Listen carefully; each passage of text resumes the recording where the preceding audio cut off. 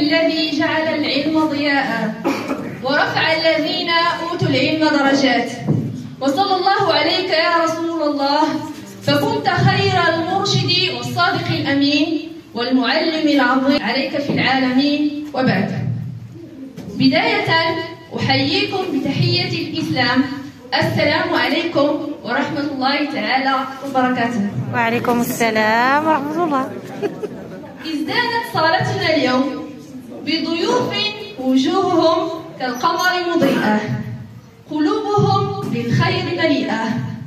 ضيوفنا الأعزاء والصحبة الأوفياء، الإخوة الغالين، أيها الحفل الكريم وأيها الجمع المبارك، لقد حللتم أهلا ووطنتم سهلا. حياكم الله جميعا وأسعد الله أوقاتكم بكل خير.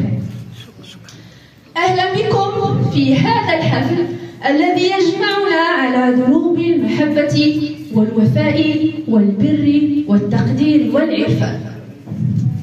إننا نجتمع في هذا الحفل البهيج لتكريم سادة تميزوا بالعطاء اللامحدود في مجال التربية والتعليم. السادة الأفاضل، السيد المفتش التربوي طاسين بوزكري، الأستاذ الفاضل حدوح ميمو، الأستاذ الفاضل أسكور بوحسين، والأستاذ الفاضل علي الوهاب. عرفناهم مخلصين لعملهم، مهتمين بأداء رسالتهم على أكمل وجه.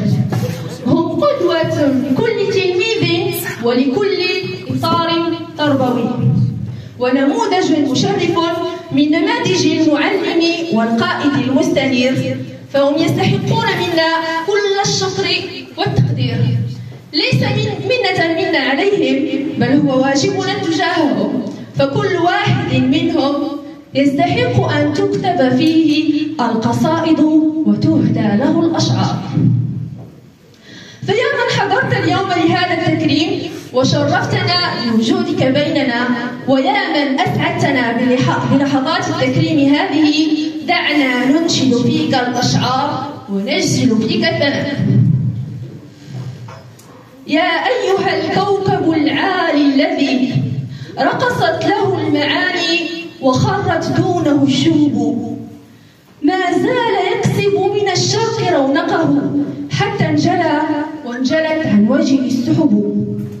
لو لم يكن رشف الفرح منك لما أهدى الصباح ضحوكا وهو يلتهب. أيها الضيوف الكرام، نفتتح حفلنا لهذا اليوم بخير ما يفتتح به الحفل، آيات من الذكر الحكيم يتلوها عليكم التلميذ النجيب فرحي التمجيد، فليتفضل مشكورا.